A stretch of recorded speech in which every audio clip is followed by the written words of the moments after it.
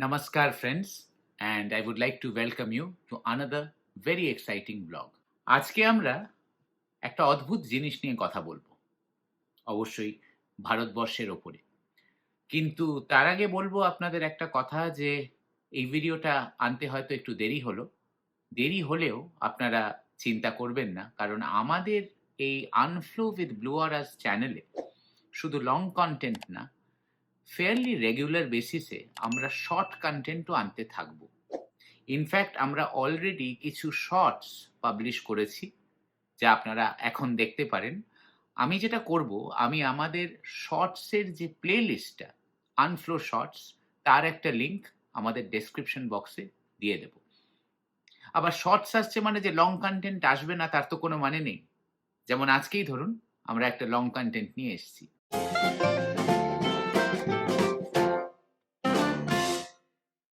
চলে আসি সোজা টপিকে। আজকে আমরা আলোচনা করব একটা অদ্ভুত বিষয় নিয়ে। খুব ইন্টারেস্টিং। হয়তো আপনারা অনেকেই জানেন বা জানেন না, বা ঠিকভাবে পুরো গল্পটা জানেন না। এরকমও তো হয়। আমার মনে হলো এটা আজকে আপনাদের সঙ্গে শেয়ার করি, কারণ এই গল্পটা ভারতবর্ষের, ইন্ডিয়ার যে পপুলারিটি আছে, যে কালচারাল স্প্রেড আছে, যে রিচ হিস্ট্রি আছে, সেইটা সম্বন্ধে অনেক কিছু আমাদের আবার নতুন করে অ্যালার্ট করে। দেখুন, আমরা ইন্ডিয়াকে বহু জায়গায়, বহু বইতে একটা সময় অবধি পেয়েছি, পড়েছি যে India is a traditional country. সে বিষয়ে কোনো সন্দেহ নেই। ইন্ডিয়া ট্র্যাডিশনকে আর মডার্নিজমকে অ্যাকসেপ্ট করে। আজকে তো করেইছে। কিন্তু আমরা আমাদের রুটসকে কিন্তু ভুলে যাইনি। ভারতীয়দের এটা একটা বিশেষত্ব। তাছাড়াও এটা মানতে হবে যে ভারতবর্ষ যেভাবে বহু বছর ধরে ফরেন রুলার্স দিয়ে ইনভেডেড হয়েছে একটার পর একটা, তাতে আমরা কিন্তু আমাদের অনেক রিসোর্সেস এবং রিসোর্সফুলনেস দুটোই হারিয়েছি। অনেক কিছু আমাদের মধ্যে চলে গেছে। অনেক ইউনিভার্সিটি আমাদের দেশে জ্বলে গেছে। অনেক রিসোর্স, অনেক বই, অনেক স্ক্রিপচার্স আজকে আর পাওয়া যায় না। অবশ্যই আমরা জানি যে সে বিদ্যেগুলো আমাদের দেশে আজও আছে, কিন্তু আমরা ব্যাকআপ দিয়ে তার পেছনে যে পাবলিশড পেপার্স বা বই, সেগুলো আর তুলে ধরতে পারি না। স্বাভাবিকভাবে আমরা যেটুকু আজকে পাই সেটা হয়তো কেউ সেই বই বা কিছু রিসোর্স পেয়েছে, পরে সেটাকে রিট্রিভ করেছে। সেই জন্য সেই রিট্রিভাল ডকুমেন্টগুলো আমরা এখন দেখছি, বুঝতে পারছি। বিদেশের বহু ইউনিভার্সিটি এটা করেছে, যেমন হার্ভার্ড ইউনিভার্সিটি, কর্নেল ইউনিভার্সিটি। এরা বহু ইন্ডিয়ান বইকে রিট্রিভ করেছে, ডকুমেন্ট করেছে, এবং অনেক সময় দেখবেন গুগলে গেলে তারা স্ক্যান করে সেটা আপলোডও করে দিয়েছে। আপনি ফ্রি ডাউনলোড করে পড়তে পারবেন। মজার না? আমারই দেশের জিনিস আমি আজকে একজন বিদেশি লাইব্রেরির থেকে নিয়ে পড়ছি। এটা কিন্তু মাঝে ভাবলে খুব খারাপ লাগে। কিন্তু আবার আনন্দও হয়, কারণ আমি অ্যাটলিস্ট পড়তে তো পারছি, কেউ তো রিট্রিভ করেছে। এটা কিন্তু আমাদের করা দরকার।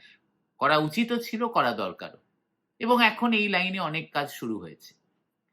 এবার এই হারিয়ে যাওয়ার পরিপ্রেক্ষিতে আমি কেন কথা বলছি, সেটা খুব রেলেভেন্ট করে দেবে আমাদের আজকের ভিডিওকে।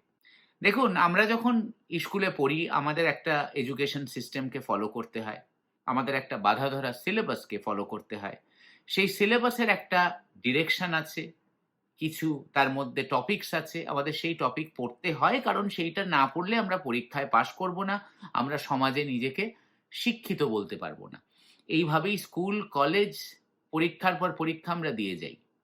কিন্তু তাতে কিন্তু অনেক সত্য অসত্য হয়ে যায় না। আজকের টপিকটা এরকমই একটা টপিক। এবার আমি 90s এ, লেট 90s এ স্কুলে পড়েছি। আমি যখন আমার ক্লাস 10 এর পরীক্ষা দিই, আমার আইসিএসসি বোর্ড ছিল।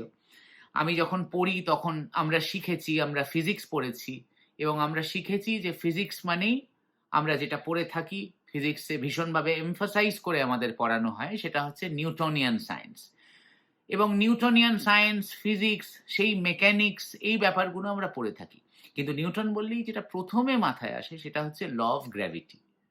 এবার এই ল অফ গ্র্যাভিটি, গ্র্যাভিটি আবিষ্কার করেছে নিউটন। আপনি আজকে যে কোনো কাউকে জিজ্ঞেস করুন, ভারতবর্ষে, ভারতবর্ষের বাইরে, সবাই হাত তুলে আপনার প্রশ্ন শেষ হওয়ার আগে আপনাকে বলে দেবে যে Isaac Newton is the man. আমি কিন্তু নিউটনকে সন্দেহ করছি না। আমি নিউটনের ক্যাপাবিলিটিকে প্রশ্ন করছি না। কিন্তু এটা কিন্তু হাফ ট্রুথ। এর পেছনে একটা সত্য লুকিয়ে আছে এবং সেই সত্যটা আমাদের ভারতীয় হিসেবে জানা কিন্তু ভীষণ প্রয়োজন। আজকের ভিডিও এইটার উপরেই ফোকাস করবে।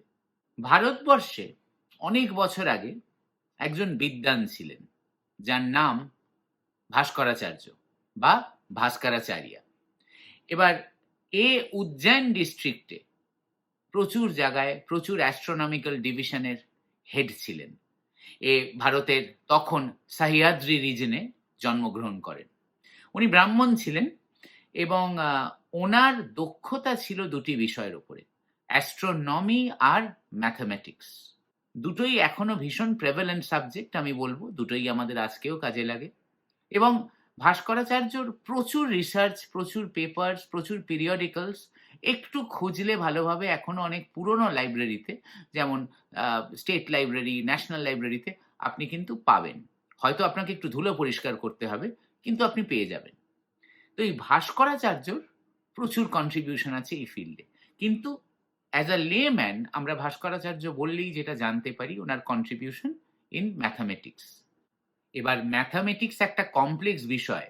আরও যদি ভাঙি তাহলে ভাস্করাচার্যর যেখানে কন্ট্রিবিউশন আছে সেই ফিল্ডগুলো হচ্ছে algebra, geometry, etcetera etcetera. Particularly বীজগণিত আমরা যাকে বলি, তার উপরে ওনার অসম্ভব ভালো ভালো কন্ট্রিবিউশনস আছে এবং তার মধ্যে অনেক কন্ট্রিবিউশনের বেসিসকে আমরা আজও কিন্তু ইউজ করি বা মেনে চলি।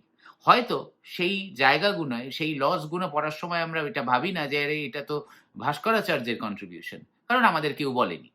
কিন্তু আমরা কিন্তু অজান্তে সেই থিওরেমগুলো বা সেই ফ্যাসেটস অফ ম্যাথামেটিক্সগুলো মেনে চলি। ভাস্করাচার্যর একটি বিখ্যাত বই হচ্ছে সিদ্ধান্ত শিরোমণি এবং আরেকটি বিখ্যাত বই যেটার জন্য ওনার নেম অ্যান্ড ফেম আমরা যাকে বলি সেটা হচ্ছে সূর্য সিদ্ধান্ত।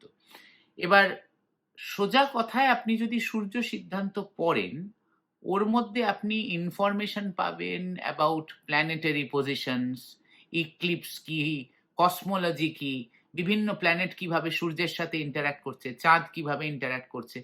সূর্য সিদ্ধান্ত আমাদের অ্যাস্ট্রোনমির একটা মাস্টার টেক্সট, মানে পার্টিকুলারলি ভারতবর্ষ থেকে উৎপত্তি হওয়া।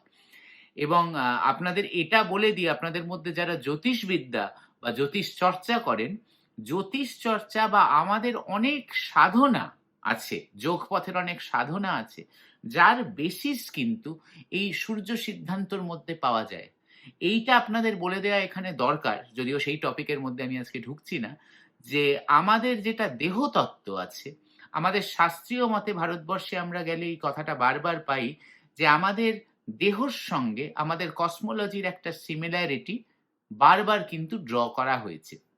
কিন্তু আমরা এই কসমোলজি বা এই যে ইউনিভার্স বা এই যে সোলার সিস্টেম, একে আমরা সচরাচর বলে থাকি it is the macro universe. আর আমাদের শরীর, আমাদের হিউম্যান বডি, আমাদের এই যে হোমোসেপিয়েন্সের হিউম্যান বডি, এটি হচ্ছে মাইক্রো ইউনিভার্স এবং এর মধ্যে প্যারালালস দেখা যায়। সেই জন্যে ছোট স্কেলে কসমোলজিকে ডেপিক্ট করে আমাদের এই মানব শরীর। এই চিন্তাধারার উৎপত্তি, এই নিয়ে অনেক লেখা বা অনেক প্যারালালস বা অনেক আপনার জ্ঞান বৃদ্ধি হবে যদি আপনি সূর্য সিদ্ধান্ত পড়েন। এবার সূর্য সিদ্ধান্তর মধ্যে তো অনেক কিছু আছে, কিন্তু পার্টিকুলারলি যে কথাটা সূর্য সিদ্ধান্তর মধ্যে আছে একটি চ্যাপ্টারে, সেখানে ভাস্করাচার্য লিখছে যে আমাদের পৃথিবীর মধ্যে, আমি অনুবাদ করেই বলছি, এটা নিয়ে অনেক আর্টিকেলস আছে, অনেক ট্রান্সলেশন আছে সংস্কৃত থেকে ইংলিশ, আমি বাংলা করেই বলছি।